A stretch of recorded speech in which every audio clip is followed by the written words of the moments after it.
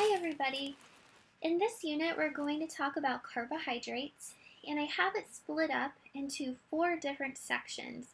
We'll have the first section on the introduction to carbohydrates, where we will talk about the general structures and functions and general things about carbohydrates.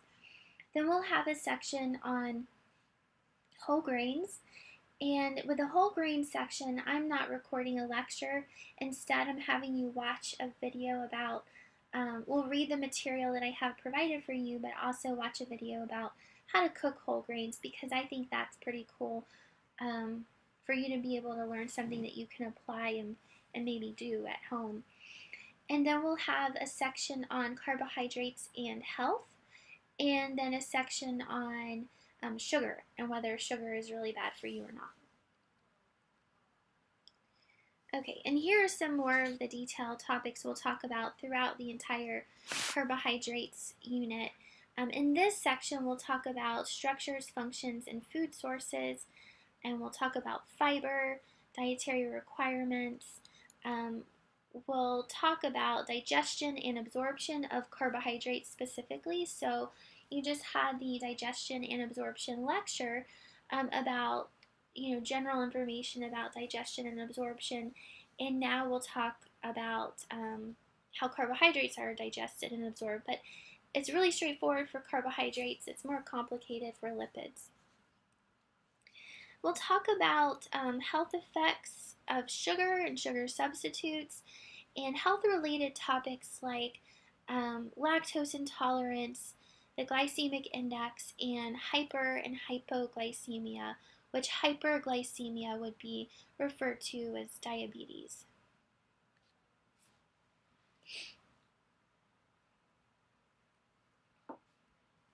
Okay, so carbohydrates are created in plants via photosynthesis, and so carbohydrates are not always created in plants. They can also be created in milk.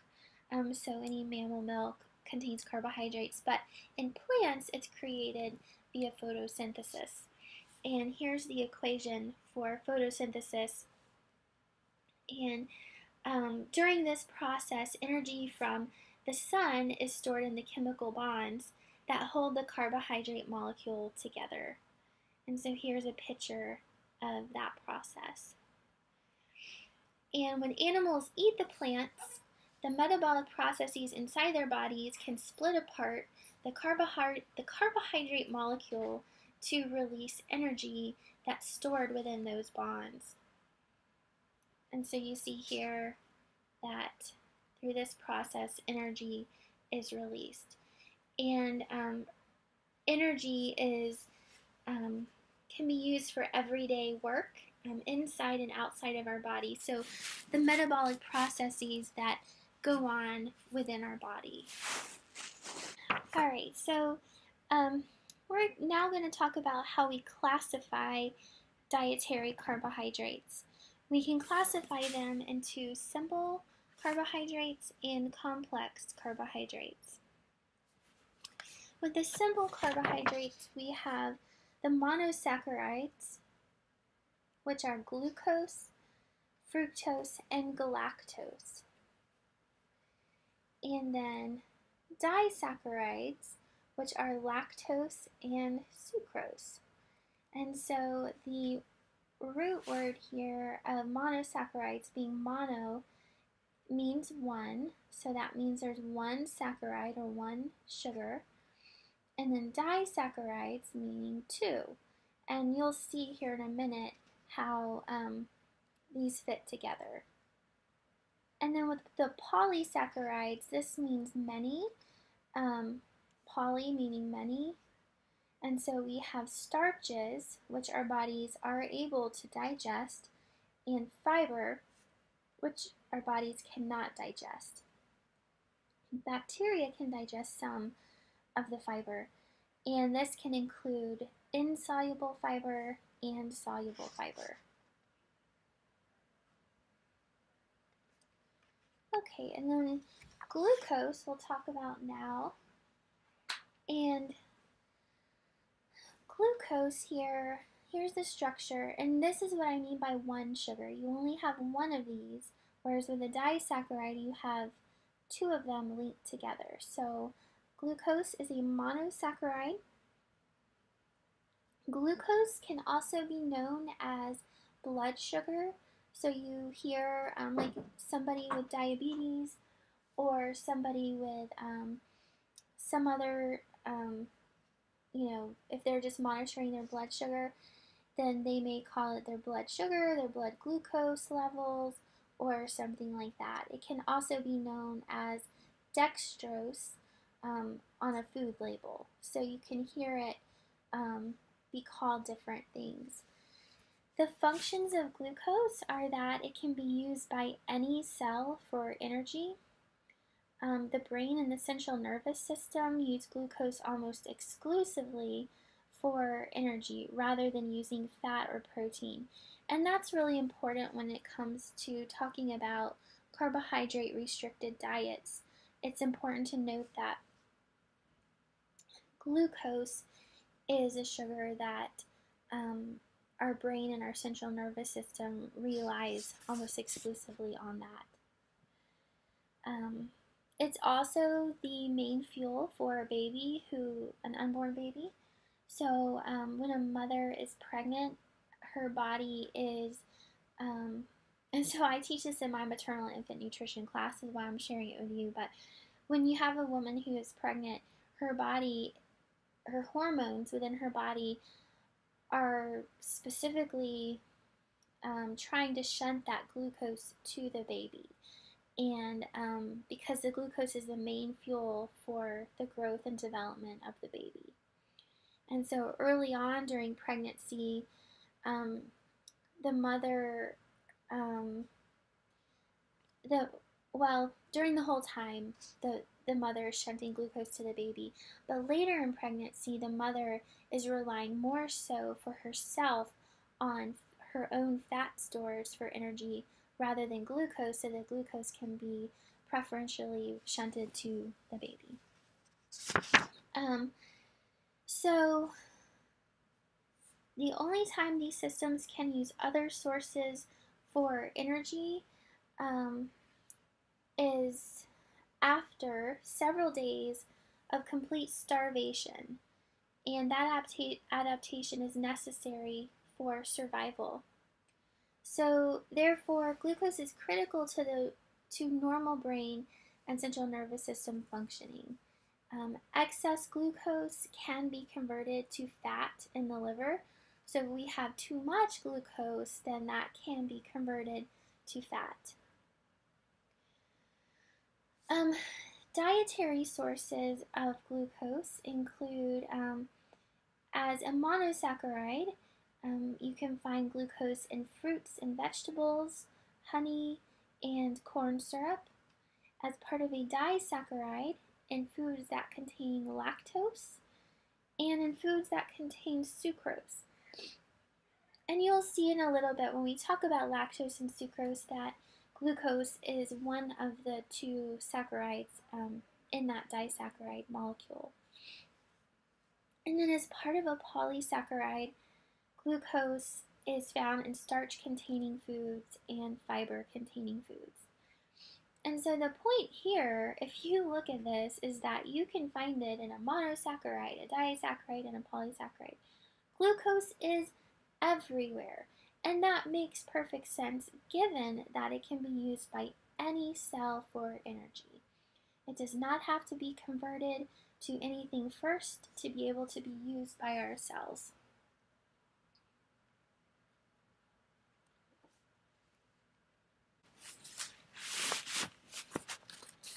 Here's the structure for fructose, and you can compare it to the structure for glucose, and that it looks a little bit different, and with the changes in the structure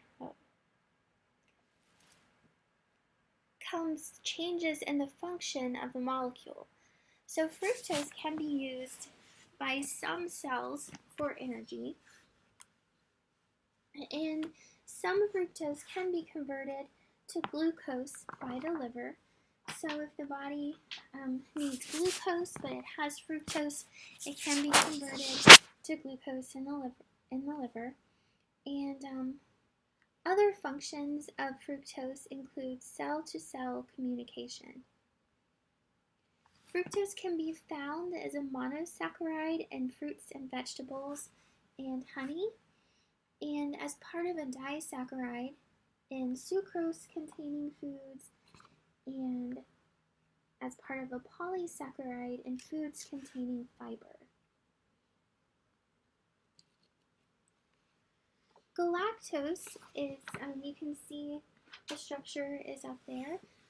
It can be converted to glucose by the liver, but really that's kind of what happens is if we consume the lactose, our bodies will convert it to glucose by the liver to be able to use that. It can be found very limited amounts as a monosaccharide, but it can be found in foods containing lactose as part of a disaccharide. So it's part of lactose, as we'll see in a minute.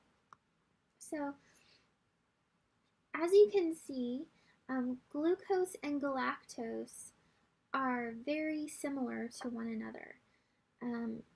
And if you can, see if you can find the difference between glucose and galactose. I'll give you just a second.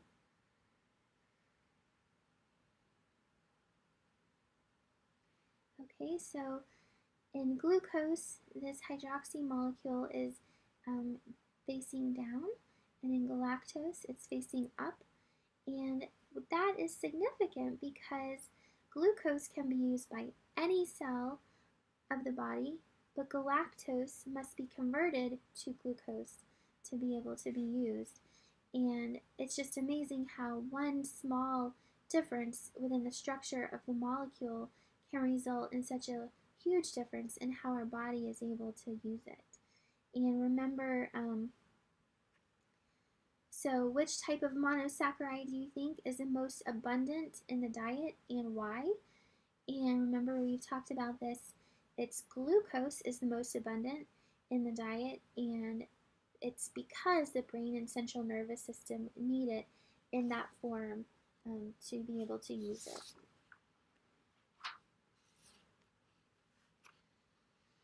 Lactose here is a disaccharide of galactose and glucose. So you can see that it's connected here, galactose and glucose. And it's known as milk sugar, and its dietary sources are milk and dairy products. And when I say milk, I mean only mammalian milk. That means not coconut milk or almond milk or soy milk, because plants don't make lactose. So only mammals make lactose. And I'm showing these pictures here. This is Gary Cartwright. He is the manager of the dairy plant that makes ice cream and milk. Well, I guess the dairy plant doesn't technically make the milk. They process the milk and they make ice cream and eggnog. But anyways, this is a picture of him in our dairy plant in Schaub Hall. And then here's a picture at the library where they sell ice cream, where they sell the ice cream that they make. And sucrose is a disaccharide of glucose and fructose. So you can see glucose and fructose bound together here as a disaccharide.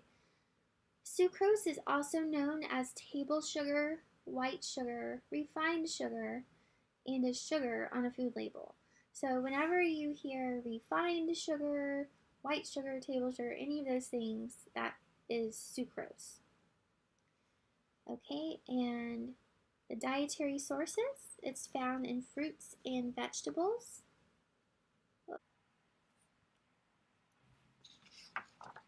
So sugar, or sucrose, is often seen as being bad, while honey is thought to be good. Sugar actually comes from the sugar cane or the sugar beet plant, and honey comes from honeybees. And here's a video here about how honey is made, and I'll let you watch that on your own because when I tried to pull it up and record it while I was recording this video, it messed up my computer a little bit. So I'll let you pull that up and watch it. And it's just a quick YouTube video on how honey is made. But the point of the video is that bees collect nectar from plants, and that nectar is basically sucrose.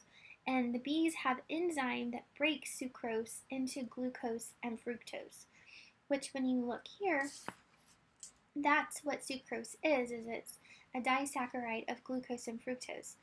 In sucrose, they're bound together, but in honey, they're split apart. So it's basically chemically the same thing, except that they're not bound together.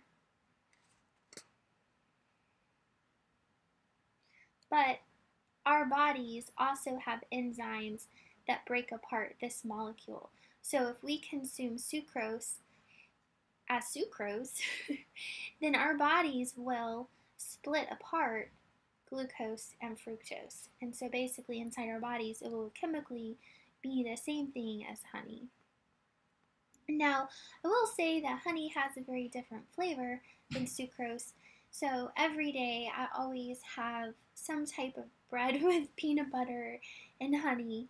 And I definitely don't have bread with peanut butter and sugar sprinkled on it. It just doesn't taste, well, I haven't tried it, but I can imagine it probably doesn't taste the same. Honey just has a distinct flavor that people love. But nutritionally, they're about the same thing.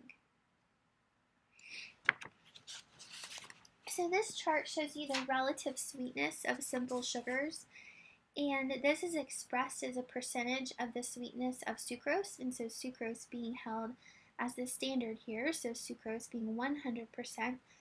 You can see that fructose is much sweeter than sucrose, and then glucose is less sweet, followed by other sugars. We didn't talk about maltose, but it's less sweet.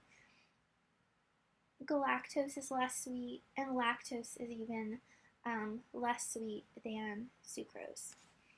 And keep in mind too that this is an important concept because all of these sugars contain 4 calories per gram, okay? Just like with any carbohydrate that we talked about in the first unit, carbohydrates contain 4 calories per gram of carbohydrate. And so if you have a gram of sucrose and if you have a gram of fructose and a gram of sucrose, they're both going to be 4 calories. But fructose is going to taste sweeter than sucrose. And with lactose, which is the milk sugar, that is also going to be 4 calories per gram, but it will not taste as sweet. This is an important concept because that can be why milk is not as sweet as, something with fructose in it. And it can be why manufacturers like to use fructose in manufacturing because they can get more sweetness out of it for a less amount, so it makes it cheaper, but also maybe for less calories.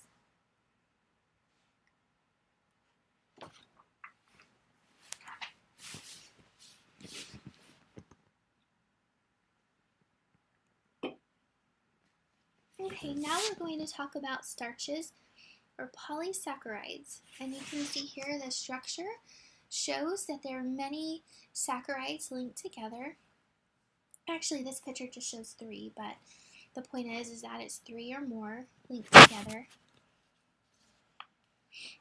They can be many. There could be thousands of them linked together. So this chain can go on and on and on. Starches have different thickening and gel forming characteristics, and the differences are due to differences in the number of glucose molecules in the polysaccharide molecule and the degree of branching of the molecule.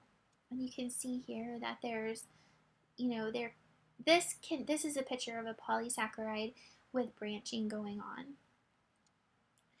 And glucose molecules can be arranged in a linear or a branched formation. So they can be linear, like straight, kind of like this picture is showing, or branched, like this picture. And in this picture, each hexagon represents a glucose molecule. So the dietary sources include tuberous vegetables, cereal grains, that can be like corn, wheat, rye, barley, oats, and then rice, legumes, nuts, and seeds. So those are all good sources of polysaccharides. Okay, fiber is typically tens to thousands of glucose, fructose, and or other monosaccharides linked together. So what makes fiber different from starch? So here is the fiber molecule, or part of it. There would be more of these really linked together, but there's a fiber molecule and a polysaccharide molecule. So I want to take your attention to the position of this bond linking the saccharides together. In fiber, this bond is up, or in the beta position. And so this is what makes it different. Human amylases, which amylases, as you know, are enzymes that digest starch or carbohydrates. Human amylases are not able to break these bonds here. Okay, they're not able to break it when it's in this position, but we can break it in this position. So human amylases can digest polysaccharides, but not fiber. Okay, so this is what makes fiber different from starch. Okay, so now we'll talk about the different types of fiber. There's insoluble fiber, which includes, and as an example, cellulose, which is 100% glucose, and cellulose provides structure in plant cell walls. Dietary sources of insoluble fiber include wheat bran, whole wheat products, legumes, nuts, fruits, and vegetables. Now, the difference between insoluble fiber and soluble fiber is that insoluble fiber does not dissolve in water. Think about it being like wood shavings put in water, that if you have wood shavings and put it in water, it's not going to dissolve. But small amounts can be digested by intestinal bacteria. With soluble fiber, this includes gums, mucilages, and pectin. And these things are the plant's cellular cement. Sources include oat bran, oat products such as oatmeal, legumes, fruits, and vegetables. As opposed to insoluble fiber, soluble fiber does dissolve in water and forms gels. It slows the rate of stomach emptying, and larger amounts can be digested or fermented by intestinal bacteria as compared to insoluble fiber.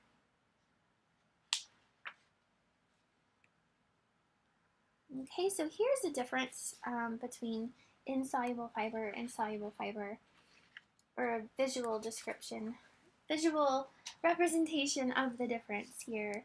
So insoluble fiber would be like bread, and soluble fiber would be like oatmeal, and you can see that it's like gooey in the soluble fiber.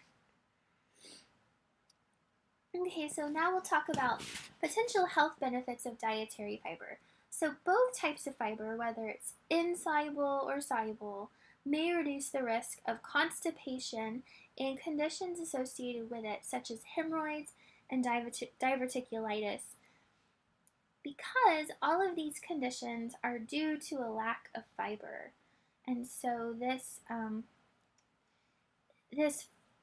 fiber, whether it's soluble or insoluble fiber, fiber in general, helps create bulk in the colon and the large intestine because it's indigestible, and that bulk helps to stimulate peristalsis, which helps with regularity, meaning it helps you poop.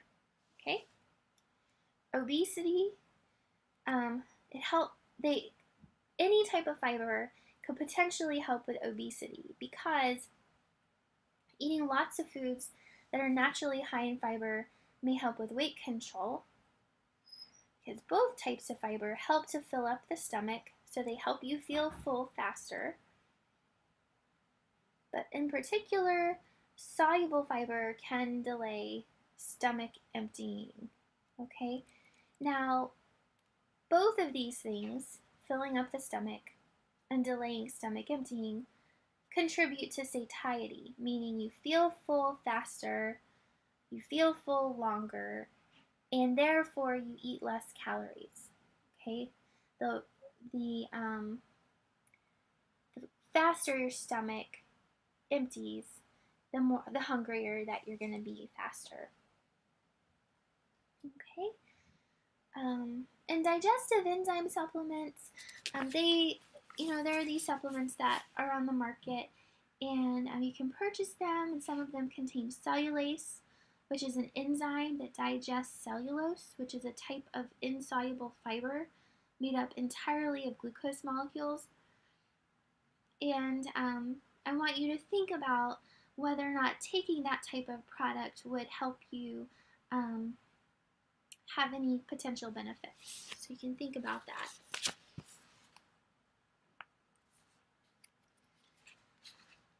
Now we'll talk about soluble fiber in particular. Soluble fiber helps to control blood glucose levels because it delays stomach emptying and it delays the rate of glucose absorption from the food. And this effect is significant. So it can be helpful to recommend soluble fiber for patients with diabetes. Well, really with anybody, but in particular people who are concerned about blood glucose levels. Soluble fiber,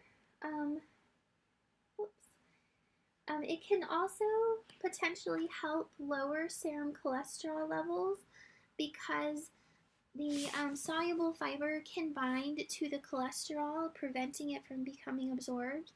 And this effect can be significant if it's combined with a low-fat and low-saturated fat diet. Now, in terms of obesity, I guess in particular, let's talk about lowering dietary fat absorption. It potentially could lower dietary fat absorption because it can bind fat in the GI tract and prevent it from being absorbed. But this effect is really not significant because we consume fat in larger quantities than we consume soluble fiber. So really you wouldn't be consuming enough fiber to bind all of the fat.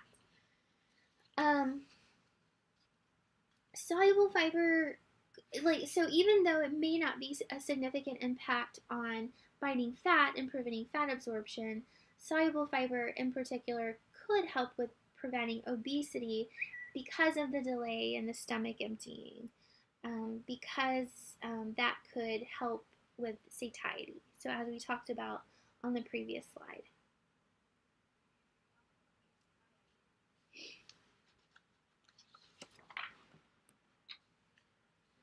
Alright, now we'll talk about recommended levels of dietary carbohydrate.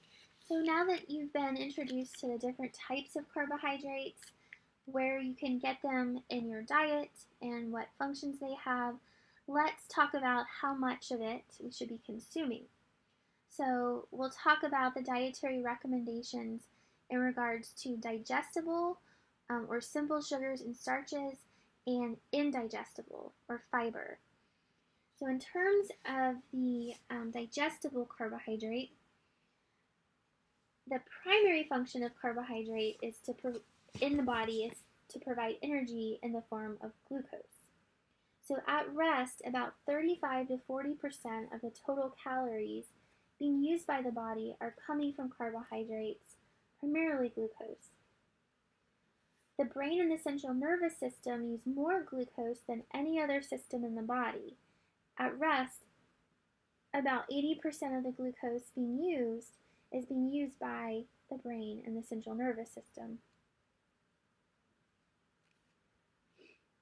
The DRIs recommend that 45 to 65% of the total calories in our diets come from carbohydrates in order to make sure that not only we get enough glucose for the brain and the central nervous system and during exercise, but also because foods naturally rich in carbohydrates are excellent sources of a variety of micronutrients and fiber.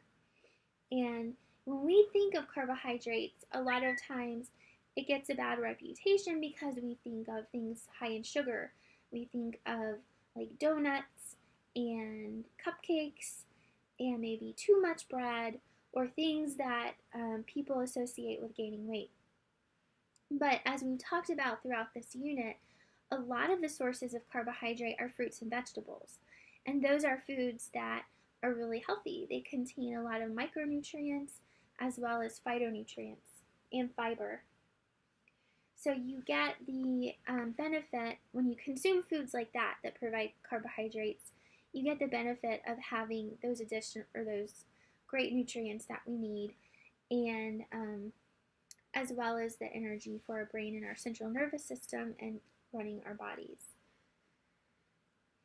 The DRIs also recommend that added sugars be limited to less than 25% of total calories. However, the new food label will have a daily value for added sugars based on less than 10% of total calories. So that's you'll see that change reflected in the new food label next year. All right, so now how much indigestible fiber do we need? So the DRIs recommend that women have 25 grams per day and men have 35 grams per day. Okay, so how to prevent GI tract problems associated with fiber. So let's say that you're really inspired by this lecture, as I know you all will be, and you'll say, oh, I need to go out and eat more fiber. I need to get 25 to 35 grams per day. So you go out and you eat a bunch of fiber, and then you have a stomach ache. So how to prevent GI tract problems associated with fiber? So first, don't go out and just consume a lot of fiber in one day, but rather increase your fiber intake slowly so that you can let your body adjust. And then if you have beans, it's important to drain and rinse those canned beans because all of the stuff, all of the juice, I guess, inside those cans can cause gas. But if you rinse them really well, it'll be better for you. And then dry beans, you can rinse them several times or let them soak overnight and then drain the water and rinse them. And then Beano will help digest those small raffinose sugars that can cause gas. So that's something too. All right, and here's a chart that shows fiber content of selected foods. You can see that beans are a significant source of fiber, so half a cup of black beans provides 6.1 grams of fiber. Kidney beans are a little bit more fibrous. And it shows you here the breakup between insoluble fiber and soluble fiber. And then also what's interesting is if you compare white bread to whole wheat bread, that white bread does not have very much soluble fiber, but whole wheat bread does. So whole wheat bread is an important source of fiber for you there. But anyways, oranges, strawberries, apples, mangoes, they all have fiber. So that's a good, fruit can be a good source of fiber. Nuts and seeds, cereals, of course, vegetables, of course, and some more fruits.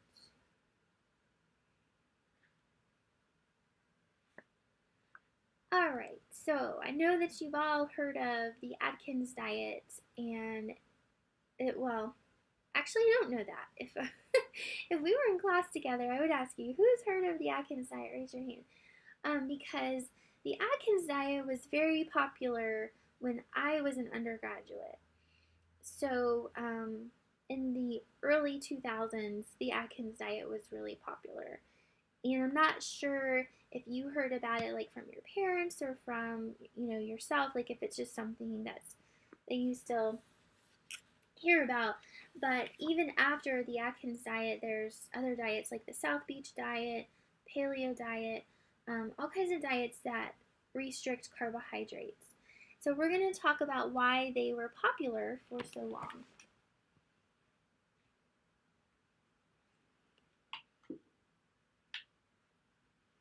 So actually, the Atkins diet got its start in the 1970s.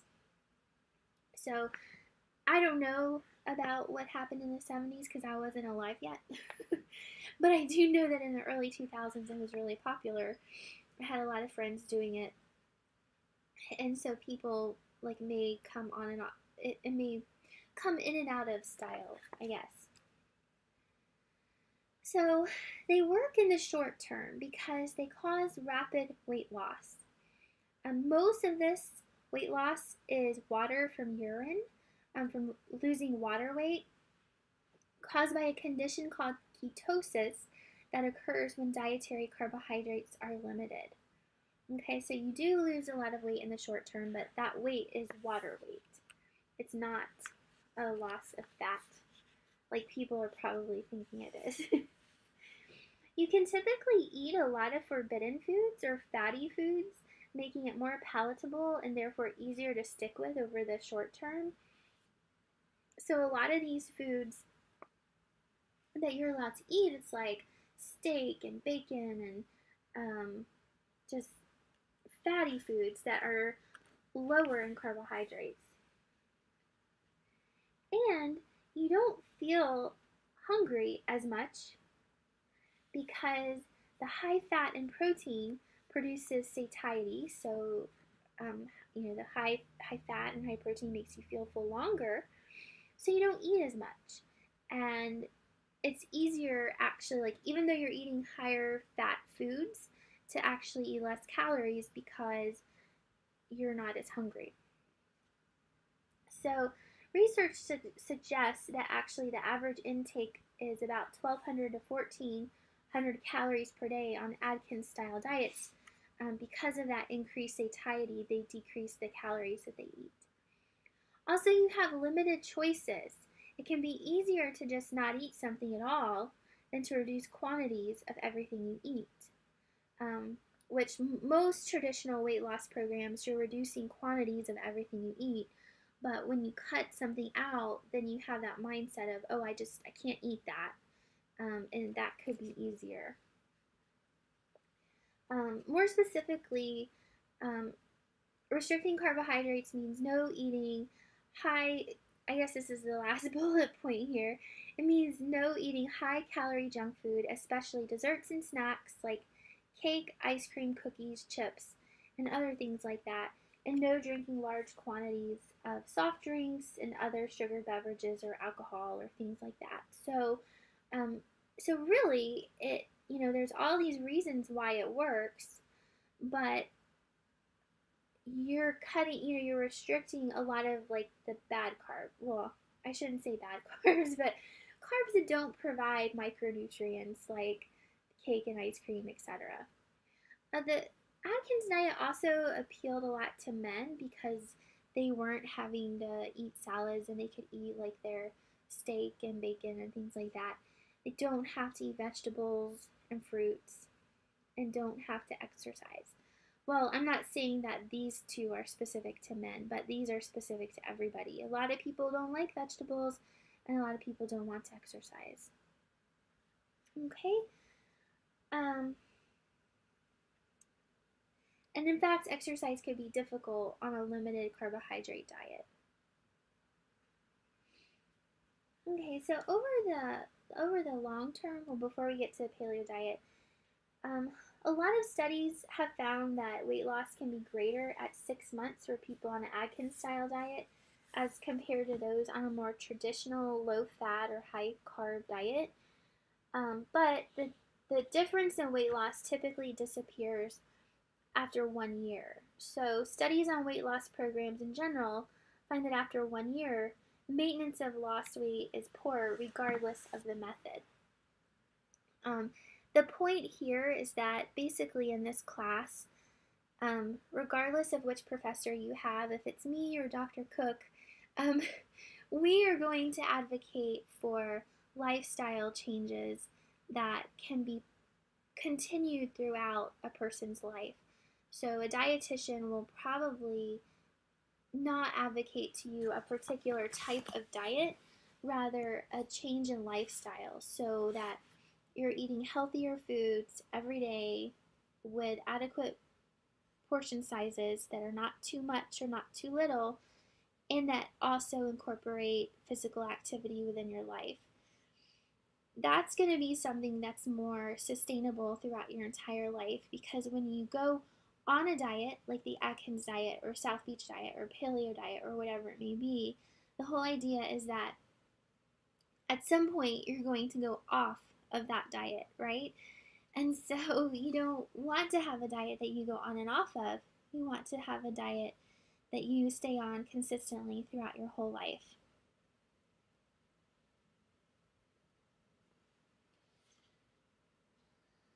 Okay, now we'll talk about the paleo diet.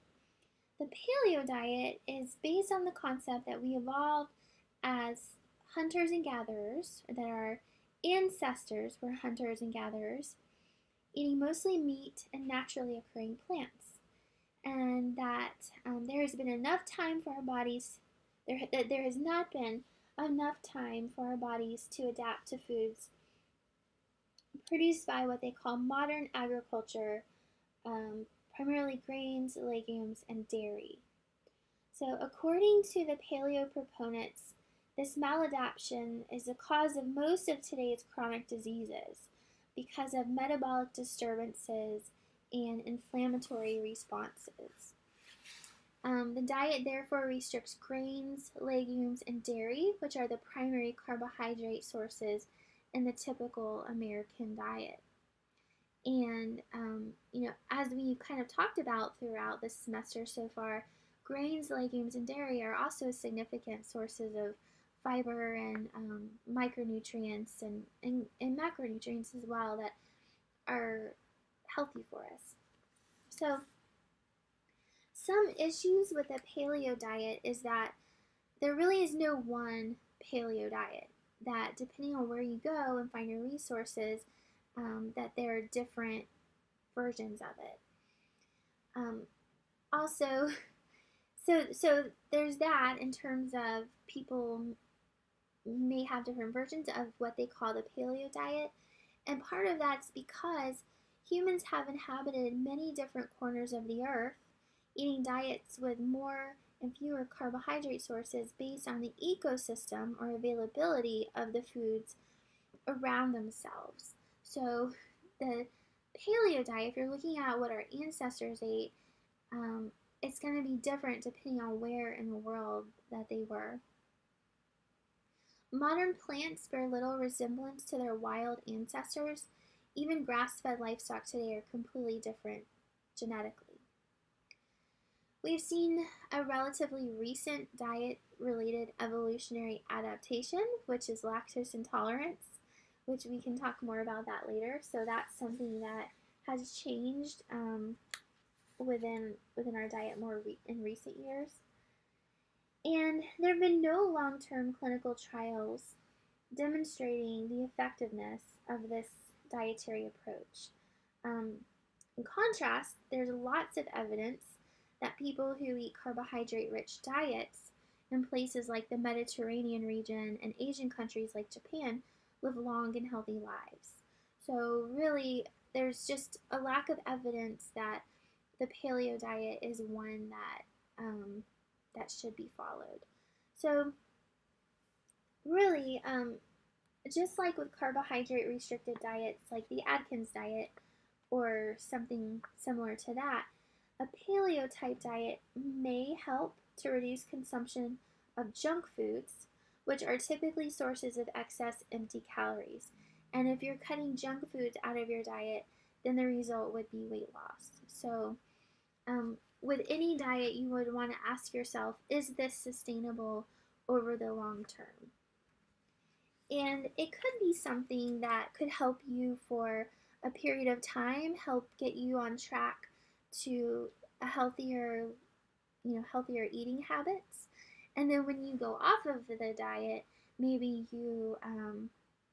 add back grains, legumes, and dairy, but you cut out completely, or not completely, but at least in moderation, cutting out junk foods like cakes and cookies and things like that. This is the end of our carbohydrates introduction. And so next you'll watch some, or you'll read some information about whole grains and their importance, and you will watch a little video about how to cook them and different options for things like that. I know that for me, I always go to, um, I typically think of like pasta and white rice and things like that, but it's always good to be reminded of all of the different whole grains that are out there that we can cook with and recipes like that. So the videos that you're going to watch were helpful for me as well. I hope you enjoy them.